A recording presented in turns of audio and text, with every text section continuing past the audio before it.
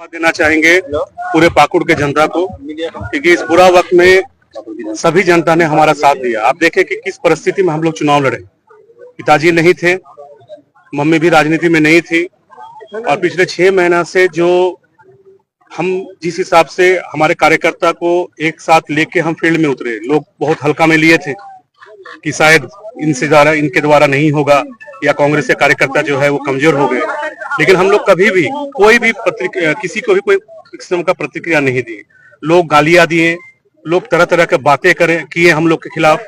लोग जो है जनता के बीच में जाके बहुत प्रकार का बात बोलना ये लोग किए, और जो भी निंदनीय बातें हैं। लेकिन हम लोगों ने, आप उठा लीजिए, पिछले 6 महीना से किसी के खिलाफ किसी भी व्यक्ति विशेष का हम लोग कोई टिप्पणी नहीं की। हम लोग सीधा अपना काम, जो हम लोग इस पाकुड़ के विधानसभा के लिए हम लोग ने काम किया था, हमारी सरकार की उपलब्धियां, यही 2 चीज को लेके हम लोग जनता के बीच में गए।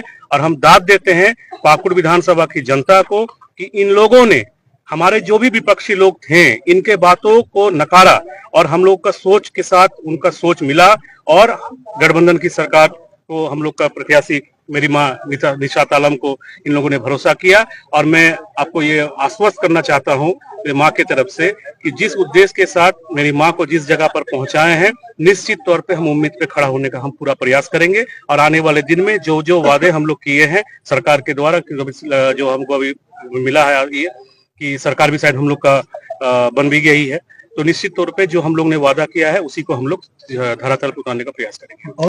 हमारे नेता हेमंत सोरेन जी, उन्हीं के नेतृत्व में हम लोग चुनाव लड़ रहे थे। कल्पना जी वो हमारे यहाँ पर आए भी थे चुनाव प्रचार में। तो निश्चित तौर पे एक सामूहिक रूप से हम लोग गठबंधन, चाहे कांग्रेस हो, हम लोग कांग्रेस से आते हैं, जेएमएम, आरजेडी, हम लोग सब मिल के चुनाव लड़े, और इसी का नतीजा है कि पिछले बार से भी हम लोग मजबूत होकर आ गए। लगातार आप लोग जीत दर्ज कर रहे हैं, तो क्या झारखंड में जो भी मुख्यमंत्री बनेंगे, सबसे पहला सवाल होगा कि मुख्यमंत्री किसको बनाएंगे, और अगर मुख्यमंत्री के साथ क्या आप मंत्री पद लेने का प्रयास करेंगे? अभी उतना नहीं सोचे हैं। साफ बात है कि हमारे नेता आदरणीय हेमंत सोरेन जी हैं, उनके नेतृत्व में हम लोग चुनाव लड़े हैं। ये सारे बातें जो है हमारा आलाकमान तय करते हैं क्या है नहीं है।